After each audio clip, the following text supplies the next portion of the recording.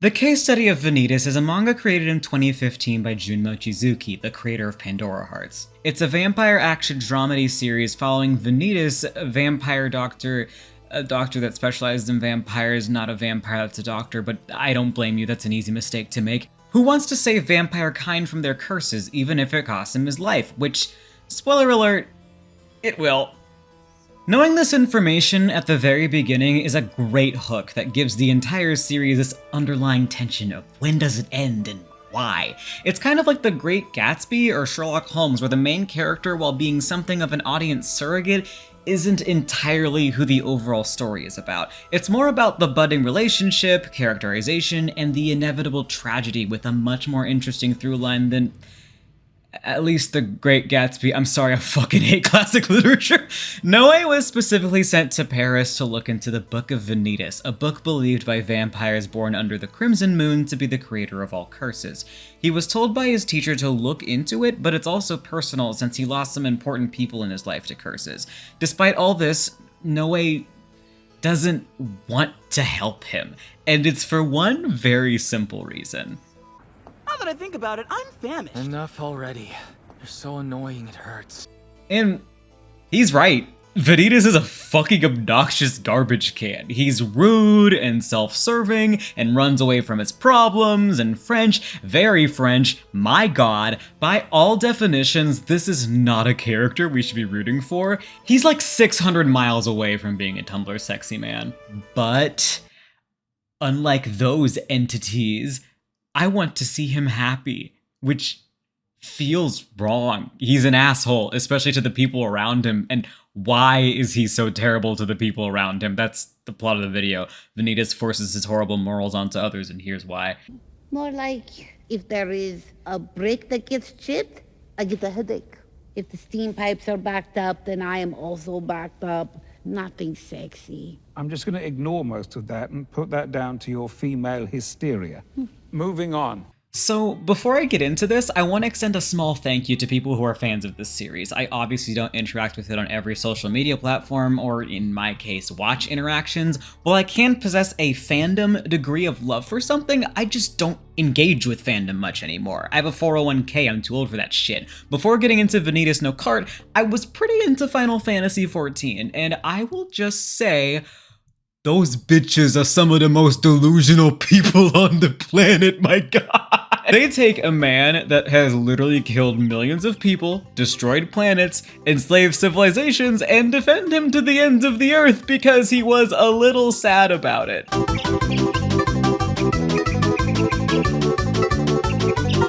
As long as your character is hot and or depressed nowadays, they can usually get away with pretty much anything. Hot characters especially will get like an army of apologists. But from what I've seen, despite the fact that Vanitas fits both of these criteria, no one that likes this show will tell you Vanitas did nothing wrong unless it's with 100% irony, which was enough for me at first. But every time someone calls him a misogynist, it makes me want to scream a little bit.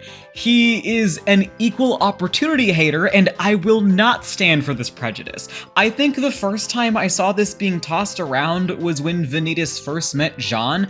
Forcing a kiss on someone and being this creepy about being in love is a very good way to make an incel-adjacent first impression. Making a deal where she can only feed off of him when she has a medical condition is also, quite literally, an extremely unhealthy power dynamic. But I think the first time this seemed kind of legitimate is this scene with Dominique. This childhood friend routine is precious. But we both know men only pay attention to women like you when it's convenient for them. Okay, maybe I picked the wrong side of this argument. With a scene like this, I obviously understand where people are coming from. Not only is this kind of a completely fucking disgusting thing to say, but this episode was right after the one with Jeanne, so this scene kind of forms a pattern in people's heads. Vanitas judges women by their worth. therefore he's a misogynist. But something weird about Vanitas that's easy to miss is the fact that he is usually very deliberate whenever he pisses someone off. It's always with some kind of intention, usually to get some kind of reaction. It's not really anything personal. It's a skill that he utilizes and takes pride in, because finding the exact way to make people lose their cool to get the result you want is not easy, especially since most people just don't trust him to begin with because of his reputation. Whether it's because he's bored, or he wants someone to slip and reveal something, or he wants someone to focus on him because it's the wrong target in a fight, Vanitas doesn't always say shitty things just to be shitty. Mansplain, manipulate, man wife, if you will. And in this scene, his intention was, can I say it was actually kind of good? It relies on understanding Vanitas' world perspective on independence being the ultimate goal as a person to really see it that way, though. He wanted to help Dominique by encouraging her to distance herself from Noé. Anime-only fans probably miss this, though. The word convenient in this scene is important, and you know it's important because it's remained consistent from the manga to the sub to the dub. When we think of things that are convenient, we usually see them as subpar, but reliable, like a convenience store, open 24/7, or pizza rolls. Hey, they're not nutritious, but they're technically food, and too much of this convenience can be really bad for us. If you eat too many pizza rolls, your tummy's gonna hurt, you're full of grease. In a vacuum, it's not a crazy idea that Vanitas maybe said this to her out of jealousy. Her and Noé have been extremely close since childhood, and she was immediately protective of him minutes after she was introduced. But this is way too early in the series to even think about that. Vanitas just isn't the type of person to put a lot of value in his relationships. Really, it'd be more accurate to say he judges everyone by their worth and how interesting they are to him. He specifically calls Noé out because he's shown that he's strong, and later on in Jevedon, when things get dicey with Dante, he's ready to kill him if need be. Dante even hints that he has a problem with commitment issues, saying that he's surprised that Noé's lasted this long. The real reason why Vanitas calls Dominique a convenient female is to help her realize how subservient she is to Noé. I see why Noé turned out so soft and naive. If he grew up with someone like you, it makes sense. See, when shit like this gets skipped in the anime, it gaslights people into thinking the whole series is bad. It kind of drives me nuts that this line got skipped, period, because this context is important. It highlights why he sees their friendship as toxic and bad, and it's because it made Noé soft. Vanitas isn't saying this because he's jealous, he's saying it as a warning. In his eyes, codependence is a poison. Knowing someone is counting on you doesn't just make you weak, it makes you stupid. He knows this from experience, of course. While they have a strong bond, Vanitas doesn't perceive it as a healthy bond. That convenience comes at a cost, the price being Noé's freedom to act without concern for much of anyone else, and frankly, Dominique's freedom for the exact same reason. Noé is a bit of an airhead that blindly wanders through life because, to be blunt, because of Dominique and his teacher, he's never really had to think about the consequences of his actions outside of them. Dominique is a convenient female because Vanitas feels that Noé can always rely on her to coddle him whenever he makes a mistake or fight his battles when he chooses the wrong ones. It's this closeness and the possessive flirtation that makes it clear that she's overly fixated on a man that just does not see her that way. If you're about to change, can you please take off my collar? Vanitas sees Dominique and Noé's relationship as a burden, not just getting in his own way, but getting in both of their individual ways, reaching its peak in the arc with Misha.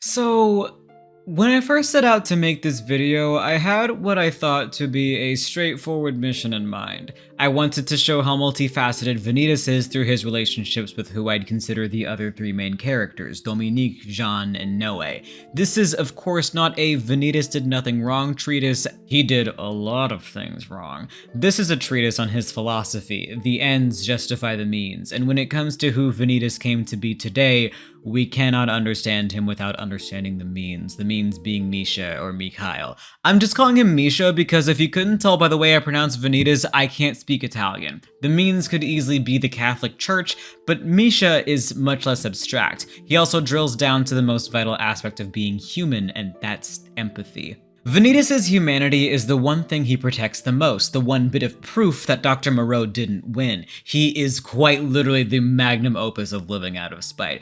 This was likely not going to be something that he even considered until Misha came along. When Misha was added as a child that Vanitas was expected to watch, Vanitas was barely vocal. Vanitas gave the energy of someone who had fully given up and accepted their fate.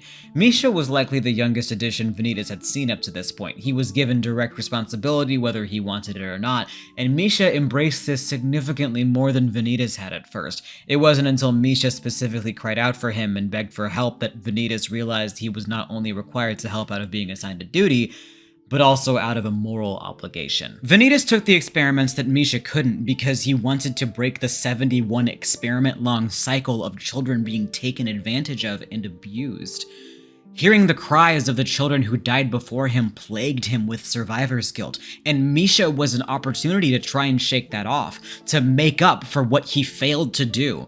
Dr. Moreau didn't interpret this as a kindness to Misha, it was a kindness to himself, due to the way Vanitas convinced him. It was here that Dr. Moreau considered Vanitas to be his favorite, and the now doubly agonizing treatment that he went through caused him to internalize two things. The first is that preferential treatment is bad. This is the core to his aversion to affection and positivity, why he was so repulsed by Roland and the idea of being loved by Jeanne. Torture and a violation of his body's chemistry is what he associates with this kind of positive reinforcement. When you have Dr. Moreau's eager cheers and Misha's familial love surrounding this great sacrifice he's doing for both of them, it creates an environment that makes it insanely difficult to shake off that association. Misha, who is supposed to be a reprieve from this torture, is actually making it worse due to the fact that he would probably treat him this way both before and after those experiments. Not only does Misha's very existence double down on Vanitas' physical torment, it takes a toll on his mental health because it's this positivity and warmth that's now associated with these horrible experiments. The second is, of course, that preservation is bad. This will be more important later when I talk about Jeanne, and it's clearly a trauma that he's still trying to shake off, but Misha is an abuser, and a very transparent one at that. Now, I understand that saying this about someone that's like 12, maybe 14, might be seen as controversial. He's a kid. He's going to cry when he's hurt. Some things that he says or does might not come across as bad in his eyes. Vanitas chose to do those experiments, but consider. It's so much fun to watch you two battle it out! Go ahead, let your rage and hate take over! Is that what this is? You were trying to get me to drink Vanitas' blood because you knew it would drive him to kill me? You know this is all your fault, big brother! Save me!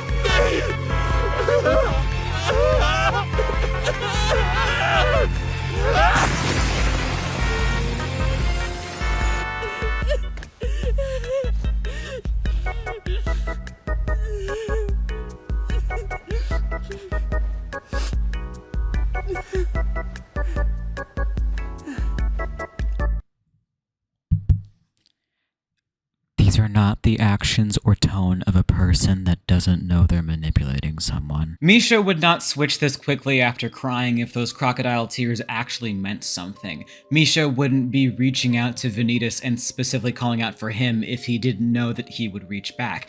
And there's just something about his choice of words. There's too much certainty for it to register as anything but emotionally abusive because he knows Vanitas so well.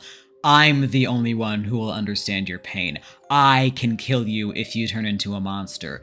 You know I'm all you need. You'd be fine without him. I want to be with you and Father again. That's all I want. This guilt-tripping and blatant attempts at isolation point to ludicrously possessive behavior. And even if you still disagree with me, Vanitas has such traumatic responses to Misha, it's hard to believe that he didn't at least interpret these actions as abuse. There was, of course, the scene where Dr. Moreau brought him up and he completely froze. He clearly had second thoughts when he told Misha to fuck off on the roof, and when you're conditioned to believe someone is all you need, need, it's just not that easy to walk away, especially with the burden Vanitas chose to carry as his protector. Misha's being pushed way further with the Comte de Saint-Germain, and it's his fault if something happens to him. Empathy is Misha's strongest tool, and Vanitas' convenience as a protector is the reason for that. His convenience caused Misha to turn his weakness into a weapon that Vanitas is painfully weak to even though he knows what Misha is doing. This scene with Dominique might sound misogynistic, but in his eyes, he's doing her a massive favor. It's his attempt to break another cycle and free her from that same weakness. He doesn't really know Noé well enough at this point to realize that he'd probably never stoop to such a level, and this would do Noé a huge favor too, since the guilt strategy isn't really reliable. It's only reliable on Vanitas because Misha knows everything about him. Misha understands that he considers death to be a better fate than transforming into a monster. He understands that he doesn't trust anyone, and Misha knows that Vanitas doesn't want anyone to die for him. It's all of this ammunition that he attempts to utilize to separate Vanitas from Noé so that he'll only focus on that safety all over again. Misha wants Vanitas to be his brother and no one else's, and most importantly, he wants that sense of normalcy with Luna to be back. Normalcy and complacency is another thing that Misha represents in a somewhat twisted way, and realizing this toxic behavior is probably why Vanitas lashes out over the idea of Luna coming back. Vanitas wanted to preserve his humanity to make sure Dr. Moreau didn't win. He wanted to preserve his empathy because Misha reminded him that despite the darkness, a familial love is still real and possible in his cold, dead heart. He wanted to preserve the lives of others so that no one else went through as much torment as he did.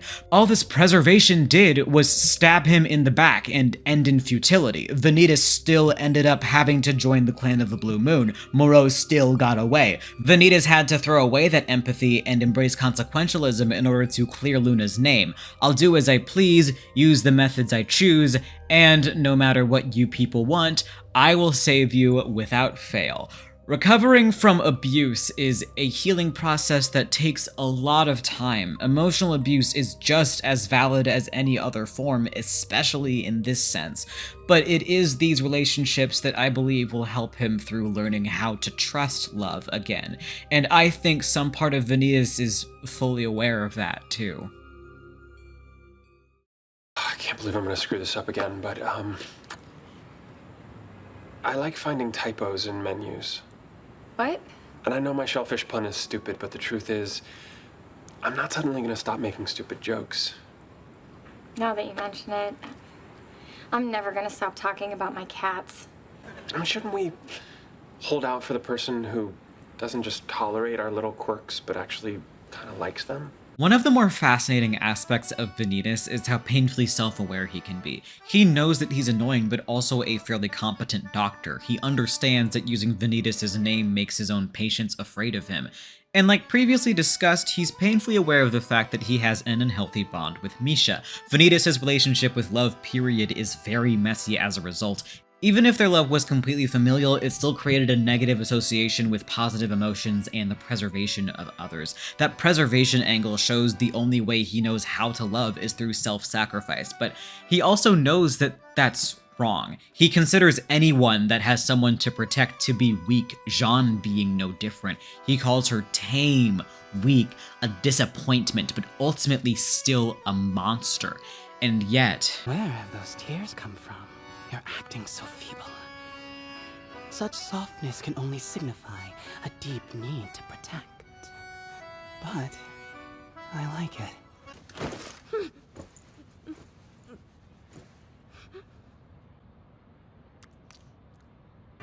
You're intoxicating. I can't take my eyes off you. And now I wish to witness every facet of your being. Mais non, ce n'est pas possible. This must be...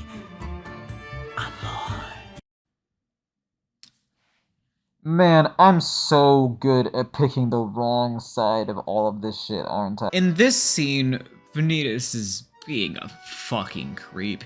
He's manic over the physical feelings that Jeanne made him feel over one kiss and how flustered she becomes as a result. It's straight up jarring, especially juxtaposed with the literal sucker punch he indirectly served to her through his bluff. But the key thing to keep in mind here is at this point Vanitas had already won and gotten everything he wanted. He cured the curse bearer, kept Luca hostage, forcing Jeanne to forfeit in order to maintain Luca's safety, and indirectly this scene had also solidified Noé's obedience and reliability. While Vanitas was lying and being an asshole over and over again in this fight, remember that more often than not, he has a reason for it, and this fight was no different. Love can make us kind of irrational though, and I know it's hard to believe, but I do genuinely think this was supposed to be love at first sight. Vanitas just decided on this as a reward because he figured there's no way he would have had this chance again. There's even a dreamlike quality to Vanitas' toning when she first takes off her hood in the manga that tells that story, if not just the fact that Jeanne is beautiful. I have absolutely no interest in the type of person that would fall in love with me is an interesting line that both alludes to that distrust of love, but also touches on his dogshit self-worth. Vanitas is confident that Jeanne would never fall for him, and it's important to keep in mind he specifically says the type of person. Not that he's not interested in love at all. It's that self-sacrifice angle that we have to keep in our minds while we talk about Vanitas and Jeanne as a couple. Both of them have a lot of parallels when it comes to how they see love. They both think they don't deserve love, they both show love through protection, and it's this seeing himself in Jeanne that makes him so interested in her in the first place. He saw himself in Dominique too, but I think the reason why he treats her differently, besides the fact that he just thinks Jeanne is hot, is because Luca is still young and Vanitas still sees him as relatively defenseless, so the parallel is a lot more direct. It's so direct that he even gives Jeanne the same mercy he gave Luna when they were cursed. I promise I'll kill you. I'm the one who will make it come true. It has to be me. There's nothing to worry about. This deal, ironically, shows how unconditional his love is for her. He knows that he'll have to kill her one day, and he doesn't care. He still loves her. I'm not sure what's more incredible about this line, the fact that Vanitas was so willing to be so vulnerable with her and indirectly reveal something so private, or the fact that Jeanne didn't need an explanation and is just grateful for his willingness to euthanize her. This is actually what makes her realize that his love for her is some fucked up form of real. This deal reveals so much about them. Jeanne finds this as a source of comfort. It's clear by the end of the Gévaudan arc that this promise is something that she values intensely.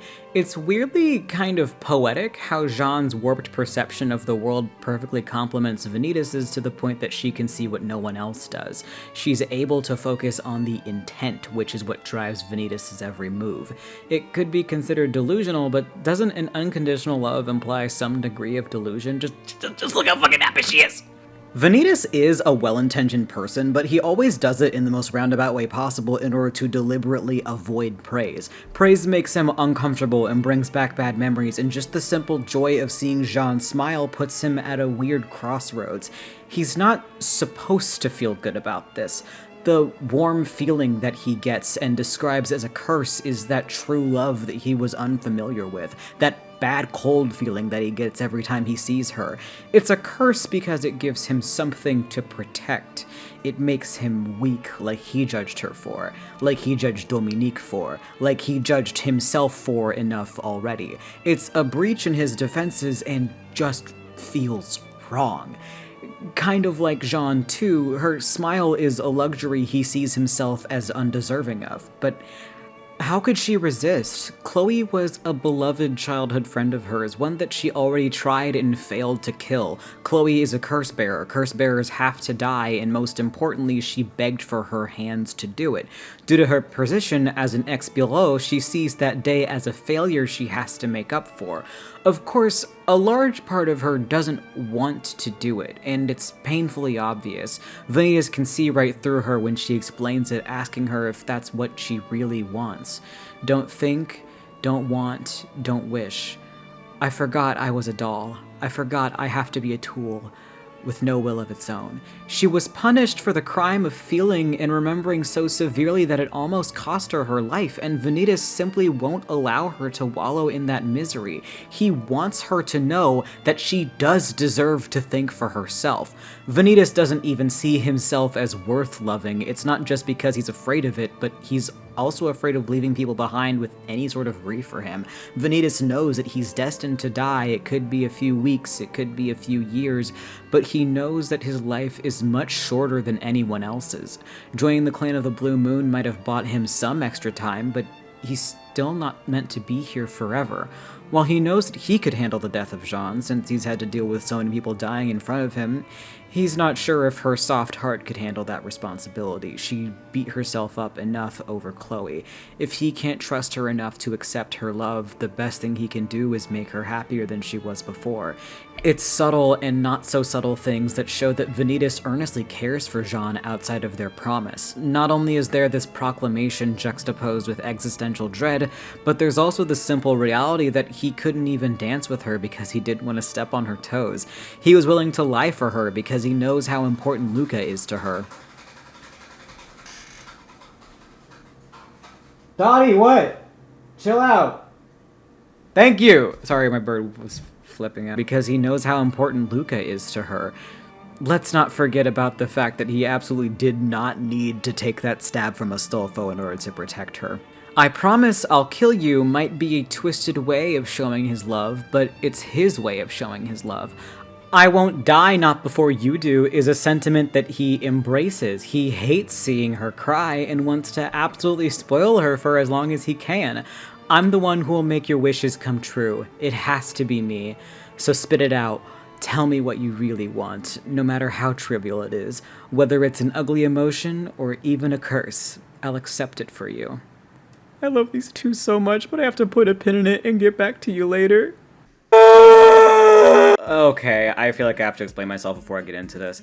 I wasn't always as jaded as I am towards popular gay pairings in fandom. Hell, I'd like to say to a certain extent, I'm still not. Ash and Eiji's relationship in Banana Fish still makes me excited and teary-eyed just thinking about it. Yuri and Victor just give me such a simple joy, I don't know how to describe it. And I really don't know if I could call myself a Death Note fan without shipping at least Mello and Matt. And I'm also not so immature to say that I hate a character or a pairing because it gets in the way of the ship that I like more.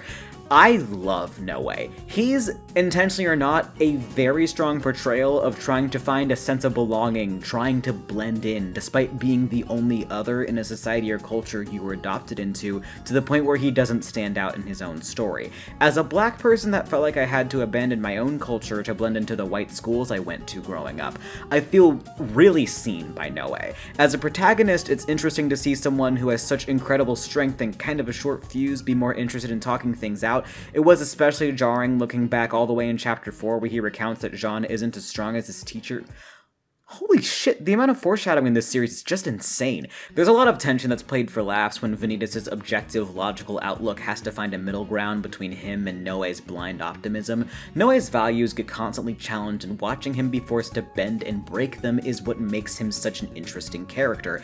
He's great, and it's so frustrating that I feel like more people see him more as shipping fodder for Vanitas than his own person, to the point that I almost hate the idea of them being together. I feel like talking about their relationship would be a disservice to Noé, even though relationships are what this entire video is about, so it's my video, I'm making this part mostly about Noé. It's kind of easy to forget that he's the main character, but the entire show is about Noé discovering the truths about the Book of Vanitas. That's why it's called the Case Study of Vanitas. Noé studying Vanitas. The series itself has an interesting relationship with the audience by making you, the reader, the person that found Noé's memoirs. The joy in watching this series is trying to figure out who Vanitas is, the challenge being the only perspective you have is Noé's. A character who's so afraid of being outcast for being too nosy that he holds his questions so close to his chest. A delightfully frustrating dynamic for the audience when Vanitas holds even more answers even closer to his chest. So it's really easy to empathize with Noé since both of you have to read between the the lines. Mochizuki fucking nailed the Watson and Holmes parallel with these two. I feel like I'm watching House MD all over again. I love it. In the last chapter or episode of the anime, it almost feels like it's leaning towards being about Noé as a puppet in his teacher's plans and the journey in trying to figure out how to be cut from those strings. The more that Noé discovers about the clan of the Blue Moon and the true intentions behind Saint-Germain, I can't help but feel curious if he's gonna switch sides and start learning not because he has to, but because he wants to, ignoring the demands from Saint-Germain and letting himself be selfish and curious. The series starts with Noé admitting that he'll be killing Vanitas with his own two hands, and while I feel like the series is alluding to it being a cyclical thing for Vanitas since love and death are very big themes with his character, Vanitas killed Luna so that they can die as themselves instead of someone they're not. Vanitas is planning on killing Jeanne for the exact same reason. I can't help but feel like Mochizuki is trying to trick me. What if Noé will be killing him to try and prove his loyalty? What if he's not even actually gonna kill him? Maybe that whole hypnosis from August will be the reason why he's murdered. Hell, for all we know, Dominique could have been writing this as a forgery to cover up for Noé the entire time. You see, all of this shit that Noé has going on is so fucking interesting and fun to speculate on. It's so much more open-ended with the hidden message of this being his writing and he barely talks about himself. This is his letter to his teacher, his caretaker, his mentor, and he hardly ever seems to talk about how he's doing or what he's doing on his own time. What the fuck is that all about? Does Noé just feel that his teacher doesn't care, or is there a reason he's keeping it a secret from the audience? There's a lot of little details about his writing if you look for them, like how Noé is implied to find out what Vanitas is doing during certain times by just asking people that coexist in the scene, like Dominique spying on his date with Jeanne, or Roland being the confidant Vanitas goes to about his feelings. Admittedly, I didn't realize this until Dominique and Jeanne had a conversation that Emilia mentioned, but very specifically says will stay between them. I just thought this was a really cool detail and show of dedication to the unreliable narrator POV, even if it's a little bit inconsistent at times. It's embarrassing to me that so many people ignore all this shit for two dudes making out. I love two dudes making out, but I love it so much more when those two dudes are both appreciated as individuals. I know I'm kind of contributing to it with this video primarily being about Vanitas, but I am trying, unlike some people. Don't even get me started about the racial implications of this shit.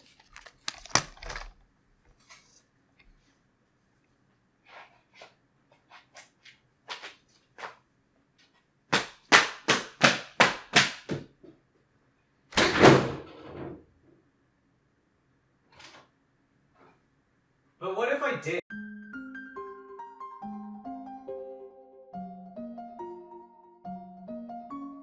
I didn't know where to put this, but I wanted to make it clear that I'm not calling anyone that likes this pairing or dislikes Noé racist. It's just some stuff that I've noticed, okay?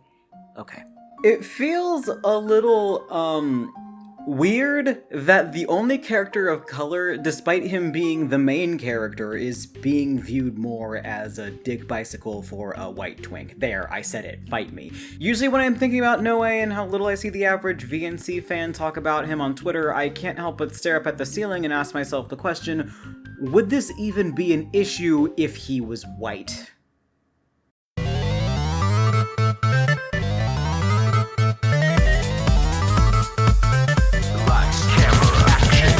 Leo and Gallo, both beloved characters in their own right. Leo is obviously preferred more than Gallo, but let's be real here, in this case Leo is just a more interesting character. Shadow and Sonic, wait, how the hell did that get in there? Naruto and Sasuke, both beloved characters in their own right, and unlike the others in this list, are equally adored, enjoyed, and analyzed due to how timeless they've become. Carly and Sam, hey, they're girls, but they still love each other. Do you see the point I'm trying to get at here? These guys don't all have the same dynamic, but they have the same dichotomy. Goths and preps. / jocks. While the goths are usually more enjoyed than the preps, that doesn't mean that a love and fan base for those preps doesn't exist. In fact, on average, I'd say that the enjoyment ratio is like 60-40, depending. I have definitely seen popular fan pairings with the individuals having a higher gap in the number of fans, but never as big as Vanitas and Noé. It's like to the point Noé doesn't seem to exist to most fans outside of shipping. I think another aspect about this that makes it especially painful to me, besides the obvious race thing, is the fact that their dynamic is genuinely pretty compelling. I want to love these two together the same way I love Shadow and Sonic, because there's so much to go off of. Noé helps Vanitas establish a greater sense of self-worth and understand that not all people are inherently evil, while Vanitas gives Noé a crash course on the harsh truths of reality and the simple fact that you can't trust or rely on everyone. The fact that these lessons are so closely related to each other is part of what makes this relationship so interesting to me. They kind of need each other in order to establish a balance. And in a way, this push and pull helps characterize Noé a great deal too. He hasn't given up on Vanitas despite everything he's seen him do. Vanitas told him that he doesn't give a shit if his best friend since childhood dies in front of him. Noé watched him murder a child that, at that point, he had every reason to believe he could just cure. He called him a fucking slur? Y'all are really gonna call Vanitas a misogynist for that one scene while he's slinging slurs at Noé like it's nothing? Y'all... Some people might just prefer Vanitas' archetype. I love me some slimy gremlin haters, I do. And again, the whole series is about picking him apart. But people really don't want to put Noé under the same microscope, and I know why. I just wish I didn't. Noé doesn't deserve any of this stepping over that he gets from the fandom. He gets enough shit in the series from Vanitas already. There aren't enough words for how much I lost my shit when Vanitas was trying to figure out why he couldn't kill Noé. This arc is the series at its finest. The audience gets paid back and then some for every seed that's been planted up to this point. What is the breaking point for how many times these two fight and don't get along? Vanitas just showed that he's willing to kill any connection he finds inconvenient. Will he finish the job this time? Something else that I find super interesting is the fact that this fight calls back to an early line where Vanitas said that he knows he's weak, so he has to treat every fight like it's life or death. It's this and the intimate knowledge of how Noé fights that makes this not only extremely tense, but extremely heartbreaking as well. You can feel the pain when Vanitas has his dagger to Noé's throat, trying to figure out why he can't kill him. He's trying to find out information that he's protected with his life, part of the reason why he's clearing Luna's name in the first place. What I'd call Vanitas' self-imposed life's purpose. The reason being, obviously, that Noé is the first person Vanitas actually likes being around, to the point that he's giving up on manipulating him, and he isn't ready to say goodbye to his only friend. He knows Noé wouldn't leave him willingly. He's given him so many reasons to, and he still hasn't. The core of Vanitas' perspective and approach towards the world is ultimately freedom, the freedom of independence specifically.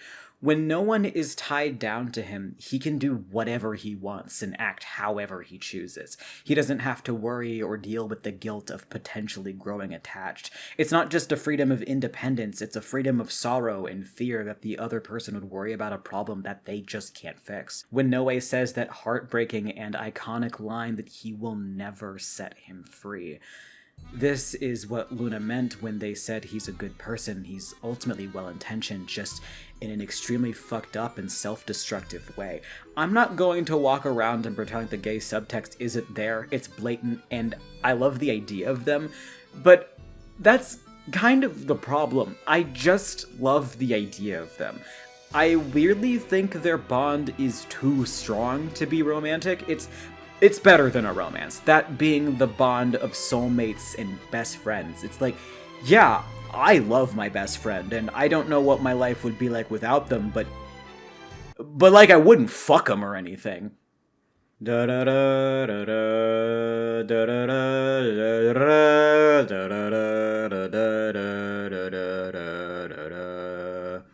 A huge part of what makes Noé and Vanitas' relationship read as less romantic to me is the fact that we have someone to directly compare it to. Jeanne and Vanitas have some parts of their relationship that share a DNA with Noé and Vanitas, like the whole blood drinking thing. Attraction to someone's blood is supposed to imply literal chemistry between people, and while Noé is attracted to Vanitas' scent, Jeanne is attracted to the taste. We know because we see her drink from him. Noé only really had one or two scenes where he wanted to try it, and even then, this was like me going to Bath & Body Works blazed and on an empty stomach. Of course everything looks and sounds delicious, but what I feel shows the most contrast between the two of them and why I'm more of a Jeanne truther is their confession/realization of their feelings scenes. Jeanne holds back because Dominique tells her to. She knows that Vanitas isn't interested in people that like him, but this is definitely a scene painted as oops all goofs like their actual date. It's pretty obvious that Jeanne is going to confess to Vanitas at some point, It's just a matter of when. This is actually a good thing due to how much it causes Jeanne to grow and allow herself to be a little bit more selfish like Vanitas encouraged her to do. It's thanks to his pushing with Chloe, showing her that she is allowed to have hopes and dreams. He sees her as more than just a tool, and he wants her to acknowledge that beauty in herself too. His love brings the doll to life. Noé, however, holds back due to a more direct understanding of how Vanitas reacts to these things. He witnessed with his own eyes the breakdown he had in front of Roland with the very suggestion that Jeanne would like him. It's why he says, "Of course, I still don't like you or anything, but I'm glad you're the person you are now." It's a roundabout love confession intentionally framed in a way to make it palatable to Vanitas. It's in the same way that Noé had to hide his curiosity as an archivist to be more palatable to everyone else in Vampire Society. Hi, editing Fafnir here. How's it going? I realized that I didn't make this point very clear, so I just wanted to record this because I felt like it was kind of important for people that just listen to these kinds of videos. Jeanne was put through a peer pressure cooker when she realized how she felt about Vanitas. And while the vampire politics are kind of light in the show, they are kind of important. At least specifically when it comes to Jeanne, because she has been almost executed by Vampire Society multiple times, just for kind of existing. Noé, however, has not been put through this pressure cooker at all, and already has that thin ice that he feels like he's standing on with his teacher not being very popular and him being an archivist. He didn't have to deal with that pressure cooker at all, because he had the benefit of privacy. So it's another, like, little thing, but it's another thing that sort of adds to me supporting Jeanne's relationship with Vanitas more than Noé's. Okay, get it, got it. Good. I'm definitely not saying don't drink someone's blood without their permission is a bad moral to follow, especially when it involves something as personal as someone's memories. It's just another layer of this parallel that makes me like Jeanne more. Jeanne's implies growth and hope, while Noé's implies stagnation and fear. Jeanne sees her telling Vanitas as something that has potential to go well, while Noé can't seem to imagine anything good happening for either of them. Jeanne's realization and drive to confess is something Luca and Dominique hate, but she still embraces it. For them, it sounds crazy because Vanitas is, well, Vanitas, but on a much greater scale, Bureaus aren't meant to fall in love. She's a loyal and duty-bound doll, and this is the first time she started pulling her own strings. And realizing this, Dominique ultimately stops fighting it because she realizes her friend is starting to finally feel joy. Jeanne and Vanitas have this really cool thing going on where they solve each other's problems with expressing love due to their different forms of self-sacrifice. Vanitas will do anything to make Jeanne happy, even at the expense of his own happiness. If Jeanne confesses to Vanitas, even if it will make him viscerally uncomfortable, he will agree to going out with her. I am almost certain of that. Tell me what you really want, no matter how trivial it is, whether it's an ugly emotion, or even a curse.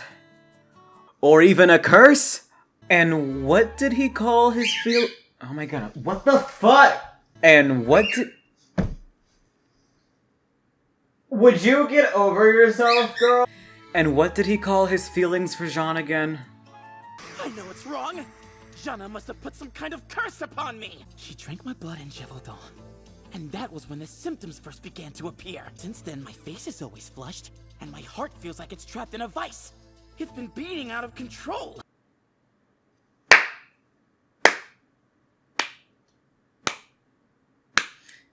You see, while y'all were so busy being cum-brained, I was too busy working out at the library. Vanitas wants to protect Jeanne's smile, while Jeanne wants to protect Vanitas' body. She wants to be that knight in shining armor for him, and even if she has to be a little aggressive about it, she is going to make that happen, and he'll accept it for her sake. Noé's realization, and this is a confession, I'm not even going to think about fighting it. Vanitas probably isn't into Noé, but Noé is definitely some degree of into Vanitas. Noé's realization and confession is something that Dominique would likely verbally destroy him for too, but he keeps it between the two of them. He tailors it to a digestible format for Vanitas in order to avoid challenging him. This confession doesn't allow Vanitas to grow and emphasizes Noé's conflict-averse nature while foreshadowing that giving up I was talking about a little bit ago. Noé tiptoes and generally walks on eggshells details around Vanitas when it comes to his feelings. It's made pretty obvious when Misha points out that despite all the time they spent together, he doesn't know a damn thing about him. He's meant to study him and study the book, but due to the fact that he's so used to being considerate of others as an archiviste, he never went further than Vanitas was comfortable with, relying mostly on nonverbal cues and facial expressions that he deduced on his own. He had to go at his pace, even when it bites him in the ass in fights where Vanitas doesn't mention important details about the curse until Noé gets the brunt of it.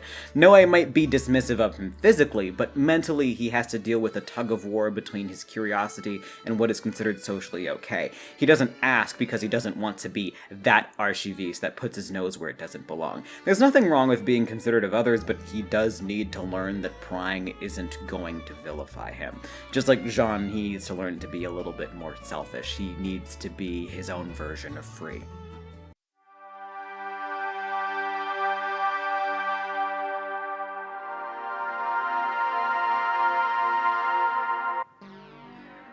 So, this obviously isn't everything. Vanitas and Noé's relationship could easily go into more depth and its own video, but I already dug my own grave. Can we please just keep it as shallow as humanly possible?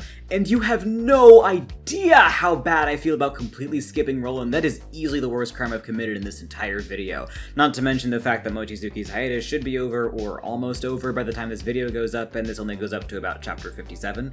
It's always interesting rereading things and finding new details, and I have such a love for edgy bitches that feel like they're broken beyond repair. Noé has an interesting line when he finds out about the Dr. Moreau version of Vanitas' abuse. The one who wants to be saved more than anyone, the one wishing for it most, might be Vanitas himself. Wikipedia defines a Vanitas as a symbolic work of art showing the transience of life, the futility of pleasure, and the certainty of death. And even if it's not his name, it's still a name that fits him perfectly. As selfish as it was, Misha was right when he said that his revenge is stupid and pointless. It won't make him happy. I remember when I was into the Hunger Games, the ending of Mockingjay always felt so bittersweet to me, like, sure, it's all over, but Katniss is ultimately still broken. Wanting Vanitas to get better is ultimately pointless for both him and the audience, because no matter how much he heals, he's going to die before it makes any real impact on his life. If this last arc taught us anything, it's that he knows that he needs people in order to get better. Giving up on controlling Noé is his fucked up little way of finally taking that first step. And even if it is kind of a pointless wish, I still really hope that those connections heal him. It's a subtle thing, but everyone getting around Vanitas to see if he's okay after Misha tried to stab him really gave me hope.